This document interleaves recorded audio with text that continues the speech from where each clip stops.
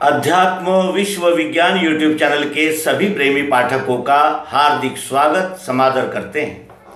शंका समाधान के इस सत्र में आया हुआ प्रश्न अत्यंत मौलिक, अंतर्मुख करने वाला और हम सभी को जागृति देने वाला ऐसा अद्भुत और सारगर्भ प्रश्न आया है। आइए उस प्रश्न का विचार करें, मनन करें, चिंतन करें और जो सारभूत यानी जैसे दूध से घी निकलता है, ऐसा कोई सारभूत सिद्धांत अपने हृदय में निश्चित करने का, उस सिद्धांत का निश्चय करने का ही हम यानी प्रयास करेंगे। प्रश्न है श्री विजय शंकर तिवारी जी।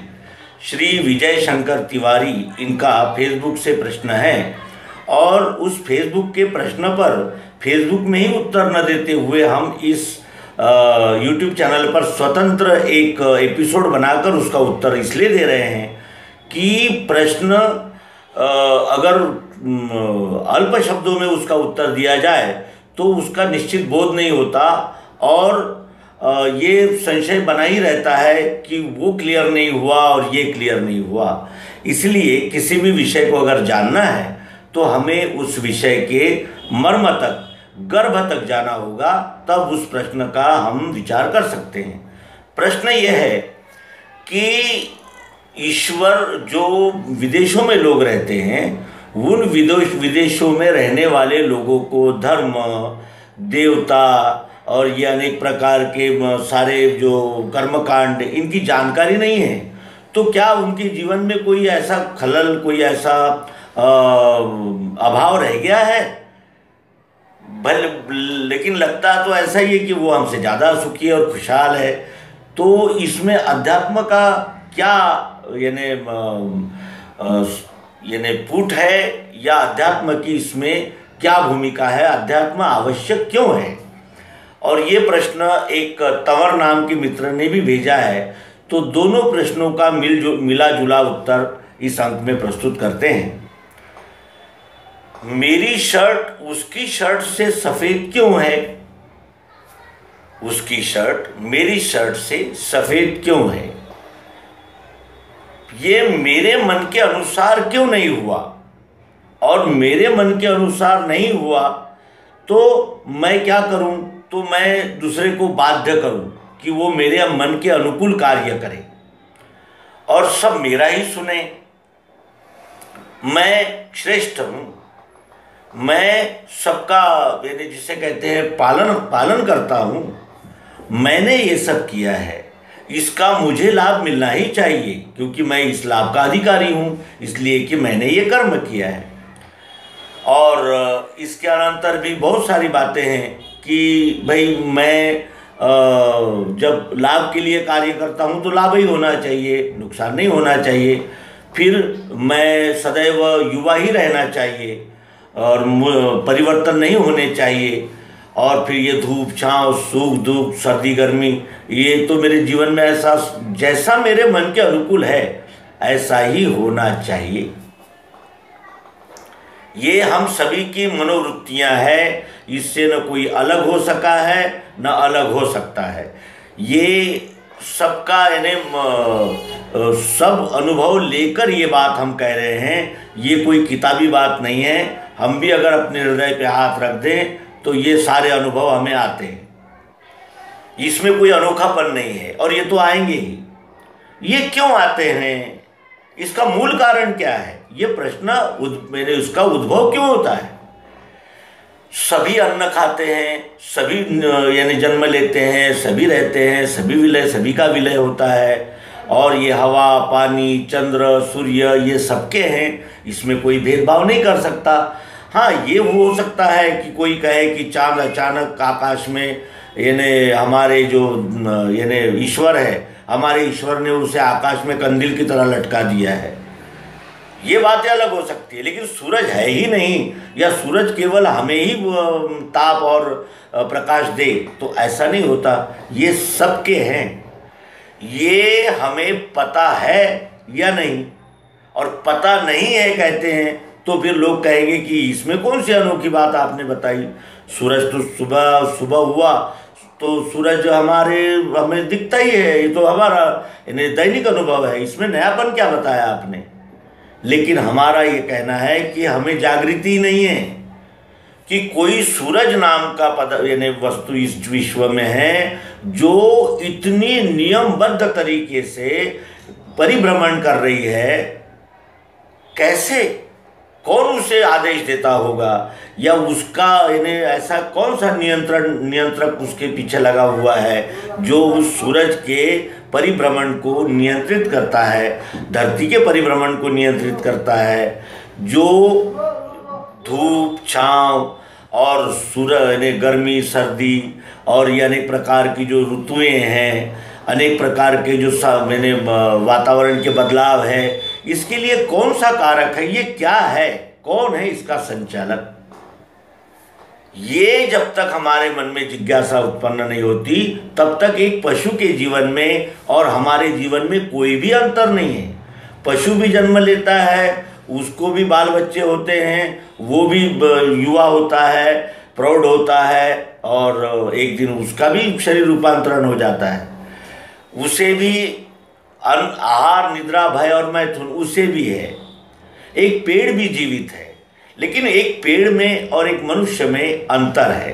तो अंतर क्या है, ये जब हम देखने चलते हैं तो हमें शुरू से देखना होता है कि पेड़ भी जीवित होता है, लेकिन वो केवल एक ही स्थान पर खड़ा रहता है। इसका अर्थ क्या है कि उसे जान तो मिली है, वो उसमें मैं जीव है, जो मैं कहता है वो जीव उसमें भी है, लेकिन इंद्रियां नहीं है, वो कुछ सोच नहीं सकता, मस्तिष्क नहीं है, उसमें कुछ भावनाएं निर्माण नहीं हो सकती क्योंकि मन नहीं है, केवल उसके पास में एक शरीर है, इंद्रियां रहित शरीर है। और उसके अनंतर जब वो आगे बढ़ता है, वो जीव अपनी उत्क्रांत अवस्था में आता है, तो फिर वो बन जाता है जल से निकलने वाले जो मछलियां है, केकड़े है, ये जलचर प्राणी इसमें आता है। तो उसे क्या मिलता है, शरीर भी मिलता है और इंद्रियां भी मिलती है। वो हिल सकता है, डुल सकता है, यहाँ से वहाँ जा सकता है, आ सकता है। उसके अनंतर जब उत्क्रांत होता है ये जीव, तो आता है अंडज प्राणियों में, कबूतर है, मुर्गियां है, इस प्रकार। और उसमें उसे मन भी मिलता है, शरीर भी मिलता है, इंद्रियां भी मिलती है और मन भी मिलता है, क्योंकि वो हमें लड़ाई करते हुए नजर आते हैं कभी कभी। इसके अनंतर ये जीव जब उत्क्रांत होकर आता है तो उद्बीज बनकर आता है, जैसे घोड़ा है, बकरी है, गाय है, बैल है, शेर है।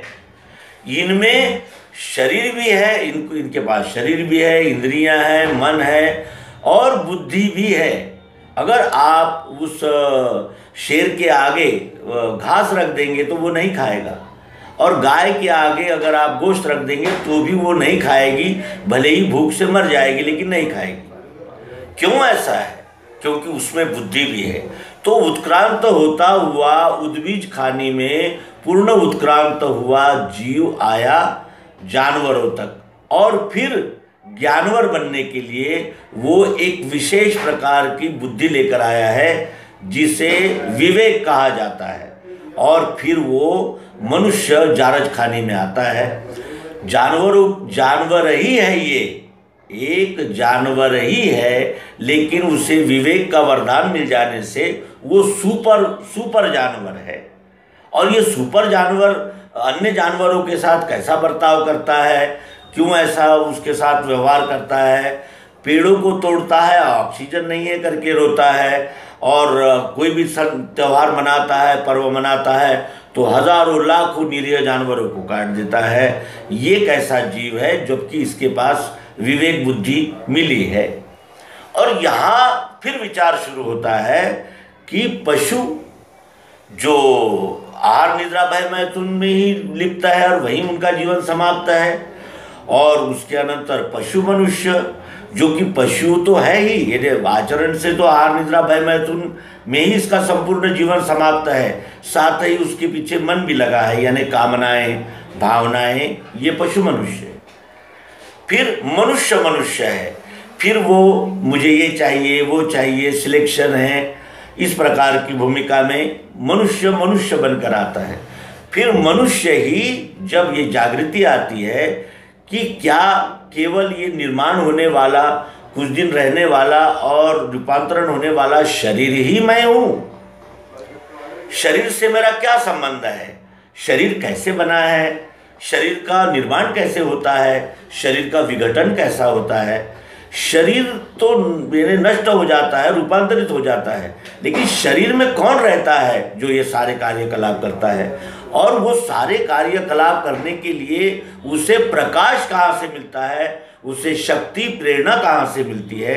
ये मन में जब विचार उदय होते हैं तो उसे नर कहते हैं, जो नारायण बनने के मार्ग में पहली यानी चौथी सीढ़ी है।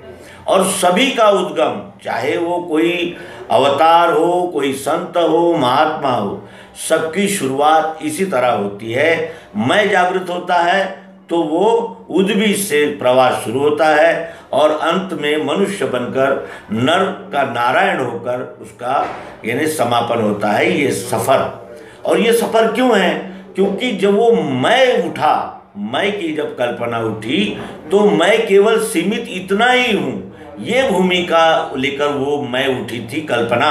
और वो कल्पना मैं ही सब हूँ, ये सर्व मैं ही हूँ, जो मुझ में है वो सब में है, जो सब में है वो मुझ में है, मुझ में और इसमें कुछ भी अंतर नहीं है, जो पिंड में है वही ब्रह्मांड में है। ये जागृति तत्व दर्शन के द्वारा मिल जाना ही इसकी संपूर्णता है। और अब इस संपूर्णता के क्या लाभ है ये भी देखें।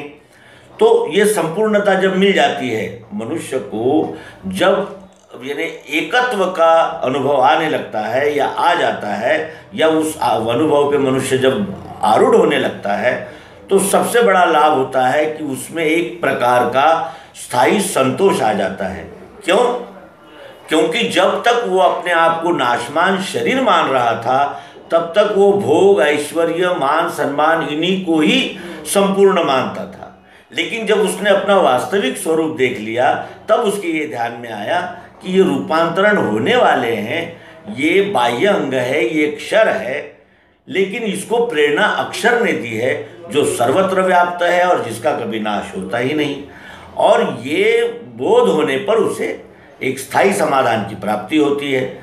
साथ ही उसमें उसके छल, कपट, मत्सर, बेईमानी और इस प्रकार की जो द्वैत भूमिकाएं हैं, वो भी संशय भ्रम से रहित हो जाता है वो।